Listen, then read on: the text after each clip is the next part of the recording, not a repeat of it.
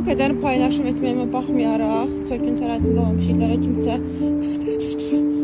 demədi ki, götür. Cəmisi 4 ya 5 nəfər mənə yazdı, onlara geri dönüş onsuz da eləyəcəm. Belə də yəni söküntü ərazisində olan pişiklərə kimsə götürüm həyətimə bir dənə qoyur. Deməli dostlar, hamıya salam.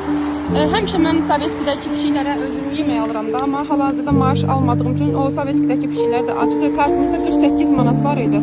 45 manatına yeməklər aldım. Yaxşı quru almışam, orada var. Orada mənim qonşum var, verəcəm, o yedizdirir hər gün. Düz bu çox bir şey olmasa da orada. Gör necə acıdılar, dəhşət.